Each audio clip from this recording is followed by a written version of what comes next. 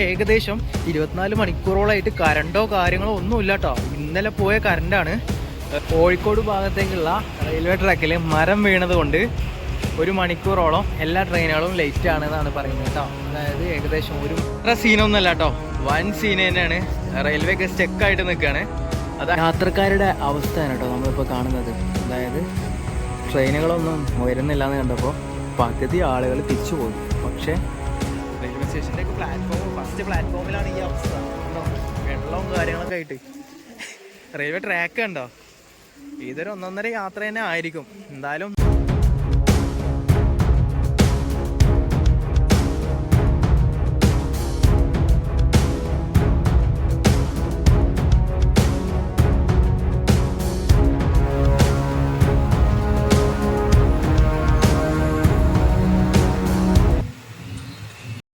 നമ്മുടെ നാട്ടിലെ അവസ്ഥ കണ്ടില്ലേ, നല്ല മഴയാണ്, നിൽക്കാതെ തോരാതെ പെയ്യുന്ന മഴയാണ് കേട്ടോ. ഞാൻ അപ്പോൾ മഴ കൊണ്ടിട്ടാണ് നടക്കുന്നത്. അപ്പോൾ ഷൊർണൂർ റെയിൽവേ സ്റ്റേഷനാണ് നമ്മളിപ്പോൾ ഫ്രണ്ടിൽ കാണുന്നത്. നമ്മുടെ യാത്രയ്ക്ക് ഈ ഒരു മഴ വിഷയമാണോ എന്ന് ചോദിച്ചു കഴിഞ്ഞാൽ എനിക്കറിയില്ല. പോകാൻ പറ്റുന്നിടത്തോളം ഞാൻ പോകും, കാണാൻ പറ്റുന്നിടത്തോളം ഞാൻ കാണും, കാണിക്കാൻ പറ്റുന്നിടത്തോളം ഞാൻ നിങ്ങൾക്ക് മുന്നിൽ എത്തിക്കും. അപ്പോൾ ഇവിടെ ഏകദേശം 24 മണിക്കൂറോളായിട്ട് കറണ്ടോ കാര്യങ്ങളോ ഒന്നുമില്ല കേട്ടോ. ഇന്നലെ പോയ കറണ്ടാണ്. എല്ലാവരും പറയുന്നത് അങ്ങനെയാണ്, ഇന്നലെ പോയ കറണ്ടാണ്. പക്ഷെ എൻ്റെയൊക്കെ വീട്ടിലെന്ന് പറഞ്ഞാൽ കറണ്ട് പോകുന്നുണ്ട്, 1 മണിക്കൂർ 2 മണിക്കൂർ ഗ്യാപ്പിൽ വരുന്നുണ്ട്. അതുകൊണ്ട് പിന്നെ നമുക്ക് ചാർജും കാര്യങ്ങളൊക്കെ ചെയ്യാൻ പറ്റും. ആൾക്കാർ എന്താ പറയുക, കറണ്ടില്ലാതെ ജീവിക്കാൻ പറ്റാത്തൊരവസ്ഥയായിരുന്നു തോന്നുന്നത്. അപ്പോൾ ഇതാ ഷൊർണൂർ റെയിൽവേ സ്റ്റേഷനിലേക്ക് എത്തിയിരിക്കുകയാണ്. നമ്മുടെ യാത്രയിൽ ഈ ഒരു മഴ എത്രത്തോളം ബുദ്ധിമുട്ടാവുമെന്ന് എനിക്കറിയില്ല. നമുക്ക് എന്തായാലും നൈസായിട്ട് മംഗലാപുരത്തോട്ടാണ് പോകുന്നത്. മംഗലാപുരത്തോട്ടുള്ള ടിക്കറ്റ് കാര്യങ്ങളൊക്കെ എടുത്തിട്ട് നമുക്ക് കാണാം കേട്ടോ. അത്ര സീനൊന്നുമല്ല കേട്ടോ, വൻ സീൻ തന്നെയാണ്. റെയിൽവേ ഒക്കെ സ്റ്റക്കായിട്ട് നിൽക്കുകയാണ്. അതായത് കോഴിക്കോട് ഭാഗത്തേക്കാണെന്നുണ്ടെങ്കിലും ആലുവ ഭാഗത്താണെന്നുണ്ടെങ്കിലും മരങ്ങളൊക്കെ വീണിട്ട് റെയിൽവേ എന്താ പറയുക, ട്രെയിനുകളൊക്കെ ലേറ്റാണ്. 1 മണിക്കൂർ 2 മണിക്കൂർ ലേറ്റ്. അപ്പോൾ ഇവിടെ എൻക്വയറിയിൽ അന്വേഷിച്ചാൽ പോലും അവർ പറയുന്നത് എന്താണെന്ന് വെച്ച് കഴിഞ്ഞാൽ അത് കഴിയുമ്പോൾ തന്നെ വരുള്ളൂ. എത്ര മണിയെന്ന് കറക്റ്റായിട്ട് പറയാൻ പറ്റൂല. അതെല്ലാം മാറ്റി നീക്കം ചെയ്തതിന് ശേഷം ഫ്രീ ആയതിനു ശേഷം മാത്രമാണ് വണ്ടികൾ എടുക്കുള്ളൂ. അപ്പോൾ എത്ര മണിക്കൂർ ലേറ്റ് എന്ന് നമുക്ക് പറയാൻ പറ്റൂല, അവർക്കും പറയാൻ പറ്റൂല. അപ്പോൾ നമ്മൾ ഇനി എന്ത് ചെയ്യണമെന്ന് എനിക്കൊരു പിടുത്തല്ലാതെ ഇങ്ങനെ നിൽക്കുകയാണ് കേട്ടോ. തൃശ്ശൂരിലേക്ക് ഒരു വണ്ടി പോകുന്നുണ്ട്. എന്തായാലും നൈസായിട്ട് തൃശ്ശൂരിലേക്ക് പോകാൻ പറ്റുമോ എന്ന് നോക്കട്ടെ. ആലുവ കഴിഞ്ഞിട്ടാണ് ട്രാക്കിൽ സീന് വരുന്നത്. ഈ വഴിയാണെന്നുണ്ടെങ്കിൽ കോഴിക്കോട് സൈഡിലേക്കും സീനാണ്. അതുകൊണ്ട് തന്നെ മംഗലാപുരത്തേക്ക് നമുക്ക് ട്രെയിനിൽ പോകാൻ പറ്റുമോ എന്നുള്ളത് ഒരു പിടുത്തമല്ല, കാരണം ഒരു പിടുത്തമല്ല. യാത്രക്കാരുടെ അവസ്ഥയാണ് കേട്ടോ നമ്മളിപ്പോൾ കാണുന്നത്. അതായത് ട്രെയിനുകളൊന്നും വരുന്നില്ല എന്ന് കണ്ടപ്പോൾ പകുതി ആളുകൾ തിരിച്ചു പോയി. പക്ഷേ സ്വന്തം നാട്ടിലേക്ക് അല്ലെങ്കിൽ സ്വന്തം വീട്ടിലേക്ക് എത്തിയേ പറ്റൂ എന്ന് അത്രത്തോളം ആത്മവിശ്വാസവും മനസ്സിലുറപ്പിച്ചുകൊണ്ട് ഈ ടൈമിന് യാത്ര ചെയ്യുമ്പോൾ എന്താ പറയുക, ജീവൻ കയ്യിൽ പിടിച്ചിട്ട് വേണം നമുക്ക് യാത്ര ചെയ്യാനായിട്ട്. കാരണം പോകുന്ന വഴികളിൽ ഇനി എന്തൊക്കെയാണ് വരാനിരിക്കുന്നതെന്ന് ആർക്കും പറയാൻ പറ്റില്ല. കാരണം അങ്ങനത്തെ ഒരു സിറ്റുവേഷനാണ് മഴ ഇപ്പോൾ ഉണ്ടാക്കിക്കൊണ്ടിരിക്കുന്നത്. ഞാനും അങ്ങനെ തന്നെയാണ്, പോകുന്നിടത്ത് വെച്ചിട്ട്. അപ്പോൾ എന്താ പറയുക, ഒരുപാട് ആളുകൾ ഒരുപാട് ആളുകൾ ഇവിടെ കഷ്ടപ്പെട്ട് നിൽക്കുന്നുണ്ട്. ഞാൻ വന്ന ടൈമിനൊക്കെ നല്ല തിരക്കൊക്കെ ഉണ്ടായിരുന്നതാണ്. പക്ഷേ മുക്കാൽ ഭാഗത്തോളം ആളുകൾ തിരിച്ചു പോയിട്ടുണ്ട്. ഒരു ട്രെയിന് പോലും ഇപ്പോൾ സ്റ്റേഷനിലേക്ക് എൻട്രി ചെയ്യുന്നോ ഇവിടുന്ന് പോകുന്നോ ഇല്ല. നമുക്ക് നോക്കാം എത്ര ടൈം വെയിറ്റ് ചെയ്തിരുന്നാലാണ് നമുക്ക് ഒരു ട്രെയിൻ വരുന്നത് നമുക്ക് നോക്കാം കേട്ടോ. ട്രെയിനുകൾ ഓടി തുടങ്ങിയിട്ടുണ്ട് കേട്ടോ. ഇപ്പോൾ ഒന്ന് സ്റ്റേഷൻ ഓൺ ആവാൻ തുടങ്ങിയിട്ടുണ്ട്. കണ്ടോ, ഈ ട്രെയിന് ചെന്നൈ സെൻട്രലിലാണ്, ചെന്നൈയിലേക്ക് പോകുന്ന MGR ചെന്നൈ സെൻട്രൽ. ഇത് യശ്വന്തപൂർ എക്സ്പ്രസ്, അതായത് ബാംഗ്ലൂരിലേക്കൊക്കെ പോകുന്ന ട്രെയിനാണ്. അപ്പുറത്ത് പിന്നെ ട്രിവാൻഡ്രത്തേക്ക് പോകുന്ന ട്രെയിനുണ്ട്. അത്യാവശ്യം ട്രെയിനുകളൊക്കെ ഓടി തുടങ്ങിയിട്ടുണ്ട്. എല്ലാ ട്രാക്കിലെയും തടസ്സങ്ങളൊക്കെ മാറ്റി എന്ന് വിചാരിക്കുന്നു കേട്ടോ. നമ്മുടെ ട്രെയിൻ മാത്രം വന്നിട്ടില്ല. ഇതിൻ്റെ റൂട്ടൊന്ന് നോക്കിയാൽ, അതായത് മാംഗ്ലൂർ സെൻട്രലിൽ നിന്ന് എടുത്തിട്ട് MGR ചെന്നൈ സെൻട്രൽ അവിടെ പോയിട്ട് പിന്നെ തിരിച്ചു വരുന്നത് ഇങ്ങോട്ടല്ല കേട്ടോ. നേരെ MGR ചെന്നൈ സെൻട്രലിൽ നിന്നും മേട്ടുപ്പാളയത്തേക്കാണ് പോകുന്നത്. എന്നിട്ട് അവിടുന്ന് വീണ്ടും MGR ചെന്നൈ സെൻട്രൽ, പിന്നെ നൈസായിട്ട് മംഗലാപുരം സെൻട്രലിലേക്ക് വരും. അപ്പോൾ ഇന്ന് പോയി കഴിഞ്ഞാൽ നാളെ തിരിച്ചു വരുള്ളൂ. അതാണ് അവസ്ഥ. അവിടുന്ന് ഇങ്ങടെ, പിന്നെ അവിടുന്ന് അങ്ങട്. ഇന്ത്യൻ റെയിൽവേ ഓടാൻ തുടങ്ങിയിട്ടുണ്ട് കേട്ടോ.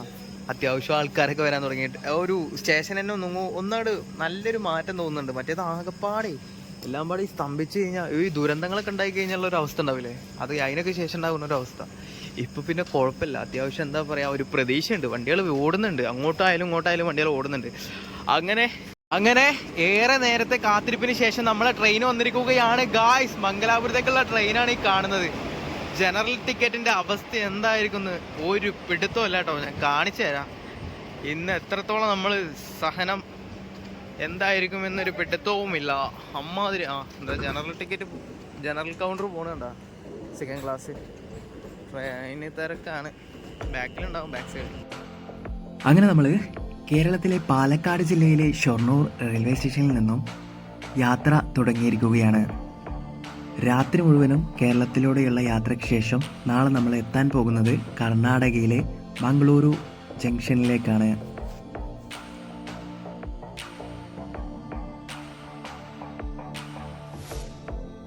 കേരളത്തിലെ കാലാവസ്ഥ കനത്ത മഴ ആയതുകൊണ്ട് തന്നെ നമുക്ക് ഈ ഒരു യാത്രയിൽ മുന്നോട്ട് ഒരുപാട് ബുദ്ധിമുട്ടുകൾ നേരിടേണ്ടി വന്നേക്കാം.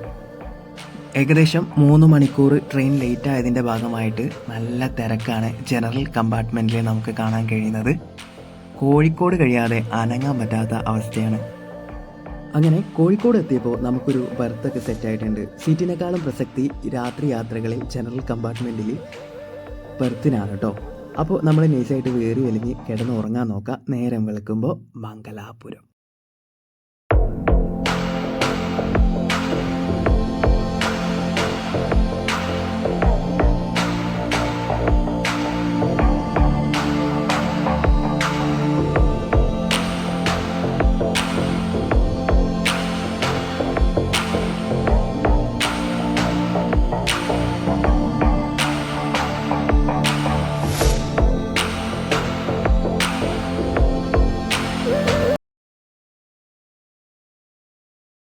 അങ്ങനെ നമ്മളെ ഏറെ നേരത്തെ യാത്രയ്ക്ക് ശേഷം, അതായത് ഇന്നലെ 12 മണിക്ക് കയറിയിട്ട് ഇന്ന് 10 മണിക്കാണ് ഇവിടെ എത്തിയിട്ടുള്ളത്. ഒരുപാട് സ്റ്റേഷനുകളിൽ 1 മണിക്കൂർ 2 മണിക്കൂറൊക്കെ വെച്ചിട്ട് പിടിച്ചിട്ടിട്ടാണ് കേട്ടോ നമ്മളിന്ന് മംഗലാപുരത്തേക്ക് എത്തിയിട്ടുള്ളത്. എന്തായാലും പുറത്തോട്ടൊന്ന് ഇറങ്ങിയിട്ട് കാണാം. മംഗലാപുരം ജംഗ്ഷൻ എന്നെപ്പോലെ നിങ്ങളെയും സ്വാഗതം ചെയ്തിരിക്കുന്നു. വെൽക്കം മക്കളെ. മാംഗ്ലൂർ നമ്മൾ റെയിൽവേ സ്റ്റേഷനിൽ നിന്ന് പുറത്തോട്ട് ഇറങ്ങിയിട്ടുണ്ട്. ഇനിയിപ്പോൾ ഇവിടുന്ന് ആദ്യമായിട്ട് നമ്മളിവിടുത്തെ ഫുഡാണ് എക്സ്പ്ലോർ ചെയ്യാൻ പോകുന്നത് കേട്ടോ. കാരണം നല്ല വിശപ്പാണ്. ഇന്നലെ രാത്രി കാര്യമായിട്ടൊന്നും കഴിച്ചിട്ടുണ്ടായിരുന്നില്ല. ഞാനിപ്പോൾ ഇവിടെ വന്ന് കുളിച്ചിട്ടൊന്നുമില്ല, നൈസായിട്ട് പല്ലൊക്കെ തേച്ച് പാൻറ്റൊക്കെ ഒന്ന് മാറ്റി സെറ്റായി. ഇനി നേരെ ഇവിടെ കുറച്ച് പരിപാടികളുണ്ട്, അത് നമുക്ക് വഴിയേ പറയാം. അതെല്ലാം കഴിഞ്ഞ് ആദ്യം ഫുഡൊക്കെ കഴിച്ച് അതെല്ലാം കഴിഞ്ഞിട്ട് നമ്മൾ ഇന്ന് നൈറ്റ് തന്നെ ഇവിടുന്ന് സ്കൂട്ടാവണം. Next spot പിടിക്കണ്ടേ? അപ്പോൾ പിന്നെ നേരെ പോവാലേ മാംഗ്ലൂർ സിറ്റി. കർണാടക സംസ്ഥാനത്തെ ഒരു പ്രധാന തുറമുഖ നഗരമാണ് മംഗലാപുരം. ഇന്ത്യയുടെ പടിഞ്ഞാറ് ഭാഗത്ത് അറബിക്കടലിന്റെ തീരത്തായി സംസ്ഥാന തലസ്ഥാനമായ ബാംഗ്ലൂരുവിന് പടിഞ്ഞാറ് 352 കിലോമീറ്റർ അകലെയാണ് ഈ നഗരം സ്ഥിതി ചെയ്യുന്നത്. തലസ്ഥാന നഗരമായ ബാംഗ്ലൂരുവിന് ശേഷം എല്ലാ അർത്ഥത്തിലും ഇത് കർണാടക സംസ്ഥാനത്തെ 2ാമത്തെ പ്രധാന നഗരം തന്നെയാണ്. ഗേറ്റ് വേ ഓഫ് കർണാടക എന്ന ഒരു അപരനാമവും മംഗളൂരു നഗരത്തിൽ.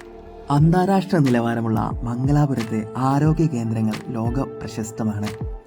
നിരവധി മെഡിക്കൽ കോളേജുകൾ നഗരത്തിൽ സ്ഥിതി ചെയ്യുന്നുണ്ട്. നമ്മളിപ്പോൾ വന്നിറങ്ങിയിട്ടുള്ളത് സ്റ്റേറ്റ് ബാങ്ക് എന്നറിയപ്പെടുന്ന നഗരത്തിന്റെ പ്രധാനപ്പെട്ട ബസ് സ്റ്റാൻഡിലേക്കാണ്.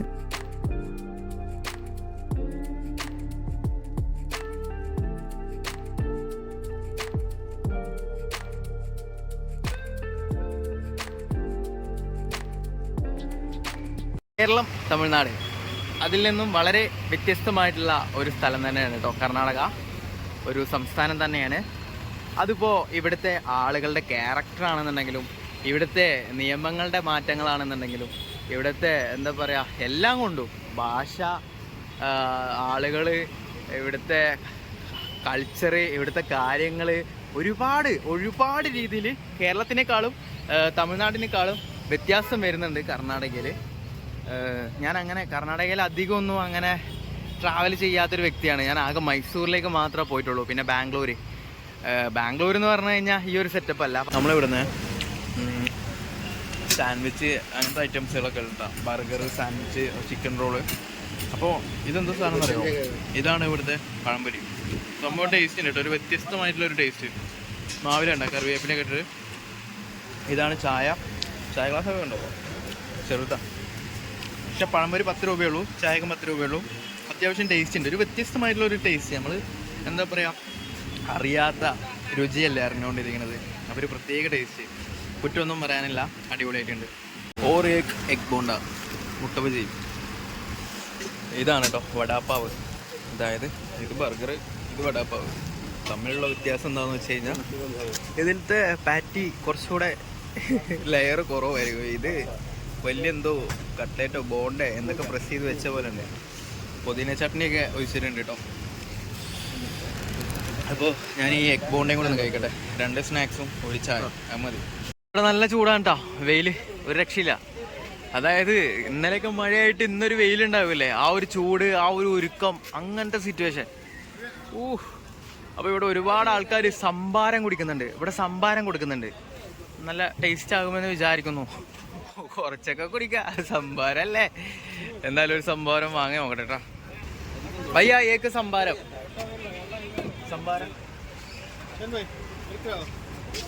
भैया एक संभार डंडा नहीं चाहिए। डंडा है, पूरा डंडा है? ओ पूरा डंडा है। ये वाला नहीं चाहिए भैया, ये नहीं चाहिए, ये डंडा है, मेरा थ्रोट इन प्रॉब्लम. തണുത്താണ് കേട്ടോ, ചില്ലറ തണുപ്പൊന്നുമല്ല, നല്ല തണുപ്പ്. ഐസ് ഇട്ടിട്ട് തണുപ്പിച്ച് ചെയ്യുക, മോശമായി സീനാണ്. ഇവിടെ അങ്ങനെയൊന്നും ചെയ്യാൻ പാടില്ല. ഇത് നമ്മുടെ തമിഴ്നാടൊന്നുമല്ല, നമ്മളെ തമിഴ്നാടല്ല, കർണാടക. ആളുകളാണെന്നുണ്ടെങ്കിലും അവരെ ക്യാരക്ടറാണെന്നുണ്ടെങ്കിലും ഒരുപാട് വ്യത്യാസമുണ്ട്. പക്ഷെ എനിക്ക് ഭാഷ അറിയാനായിട്ടാണെന്ന് തോന്നുന്നു കേട്ടോ. നമ്മൾ എന്തെങ്കിലുമൊക്കെ അവരുടെ അടുത്ത് ചോദിച്ചു കഴിഞ്ഞാൽ, ഹിന്ദിയിൽ സംസാരിച്ച് കഴിഞ്ഞാൽ അവർ റോങ് ആയിട്ട് സംസാരിക്കുന്നത്. ദറിവാല്, കമ്മത്ത്, മധു, എന്തൊക്കെ സാധനങ്ങളല്ലേ. ഇതൊക്കെ ഇവിടെ പബ്ലിക്കായിട്ട് ബസ് സ്റ്റാൻഡിൽ ഓപ്പോസിറ്റായിട്ട് സിമ്പിളായിട്ട് തൂക്കിയിട്ടിട്ട് കച്ചവടം ചെയ്യുകയാണ്. ഇതാണ് മക്കളെ കർണാടക. ഇത് ബസ് സ്റ്റാൻഡിലേക്ക് പോയില്ല, നമ്മൾ റെയിൽവേ സ്റ്റേഷൻ എന്ന് പറഞ്ഞപ്പോൾ ഇവിടെ നിർത്തിയിട്ടിട്ടുണ്ട്. ഇവിടെ നിർത്തി തന്നപ്പോൾ നൈസായിട്ട് ഇനി ഫുഡ് കഴിക്കാതെ ഒരു അടി അനങ്ങാൻ പറ്റില്ല കേട്ടോ. നല്ല രീതിയിൽ വിശന്നിട്ട് ഒരു പരുവായി. ഞാൻ ഇന്നലെ രാത്രി ഒന്നും കഴിച്ചിട്ടുണ്ടായിരുന്നില്ല, ആ പഴംപൊരിയിലൊന്നും നിൽക്കില്ല. അപ്പോൾ നമുക്ക് എങ്ങനെയും ഫുഡ് കഴിച്ചിട്ട്, റെയിൽവേ സ്റ്റേഷൻ്റെ അടുത്താണ് ഇപ്പോൾ ഉള്ളത്, ഇവിടെ നിന്ന് നടക്കാനുള്ള ജസ്റ്റ് വാക്ക് ഡിസ്റ്റൻസ് ഉള്ളൂ റെയിൽവേ സ്റ്റേഷനിലേക്ക്. ക്ലൈമറ്റൊക്കെ മാറി തുടങ്ങിയിട്ടുണ്ട്, മഴ വരാൻ പോവുകയാണ് മംഗലാപുരത്ത്. നമ്മൾ നൈസായിട്ട് ഫുഡൊക്കെ കഴിച്ചിട്ട് റെയിൽവേ സ്റ്റേഷനിൽ പോയിട്ട് ഞാൻ പറയാം കേട്ടോ എങ്ങോട്ടാണ് പോകുന്നതെന്ന്. അപ്പോൾ നമ്മൾ ഫുഡൊക്കെ കഴിച്ചു കേട്ടോ, ഒരു സമാധാനമായ പോലെ. കാരണം എന്താണെന്ന് വെച്ച് കഴിഞ്ഞാൽ 2 പ്രാവശ്യം കഴിച്ചു. ചോറ കഴിച്ചത്, വീട്ടിലെ ഊണ് എന്ന് പറഞ്ഞിട്ട് ഒരു ബോർഡ് ഉണ്ടായിരുന്നു, കേരളീയ ഭക്ഷണം, നാടൻ ഭക്ഷണം എന്നൊക്കെ പറഞ്ഞിട്ട്. ഞാൻ അവിടെ കയറി 80 രൂപയായിരുന്നു ഒരു ഊണിന് മേടിച്ചത്. ഒരു പപ്പടം, മീൻകറി, പിന്നെ ക്യാബേജ് തോരണം. നല്ല തിരക്കായിരുന്നു കേട്ടോ. കേരള ഫുഡ് കിട്ടുന്ന സ്പോട്ടിലുള്ളതൊക്കെ നല്ല തിരക്കായിരിക്കും, പ്രത്യേകിച്ച് ഇത് നല്ല ചോറാണ്. അപ്പോൾ 80 രൂപക്കുള്ള മുതലുണ്ടോയെന്ന് വെച്ച് കഴിഞ്ഞാൽ നമ്മളെ നാട്ടിൽ അപേക്ഷിച്ചിടത്തോളൊന്നും 80 രൂപക്കുള്ള മുതലില്ല, വേറെ ഒന്നുമില്ല.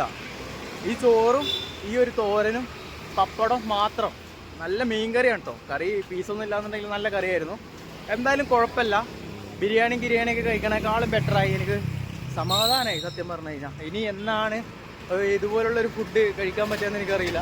എന്തായാലും നമ്മുടെ യാത്ര റെയിൽവേ സ്റ്റേഷനിൽ നിന്ന് തുടങ്ങാൻ പോവുകയാണേ.